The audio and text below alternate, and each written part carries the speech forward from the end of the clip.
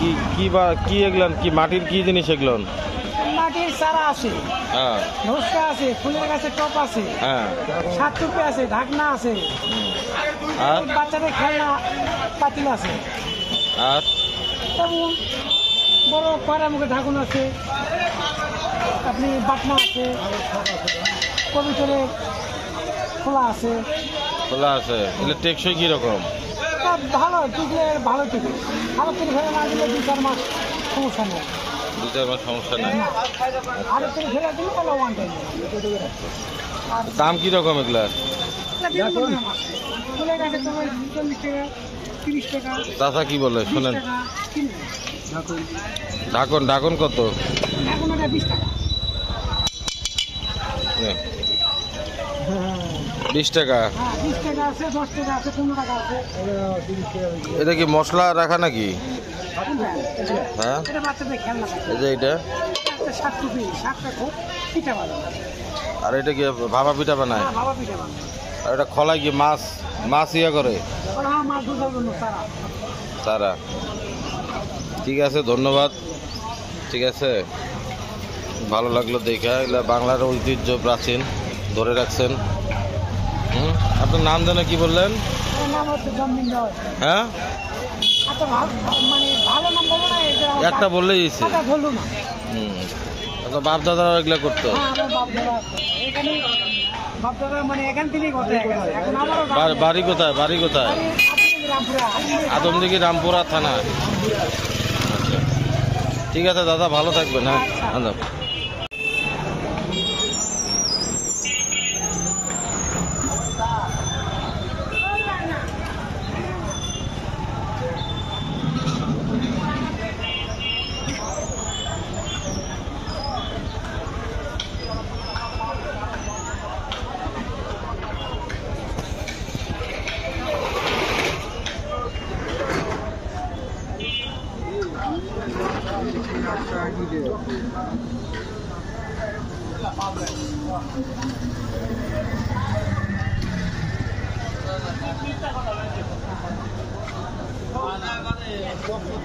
বাবু কি নাম আপনার?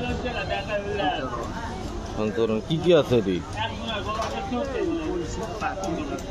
কলসি,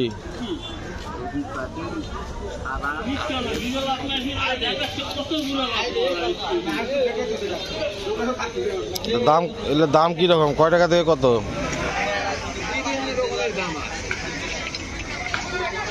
সর্বোচ্চ কত, সর্বনিম্ন কত?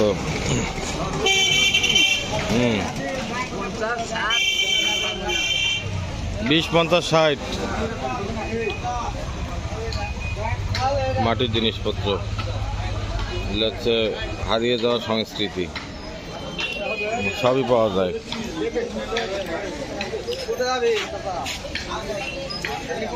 প্রতি হাটবারে ওনারা এই মাটির জিনিসগুলো তৈরি করে নিয়ে আসে, বিক্রি করে।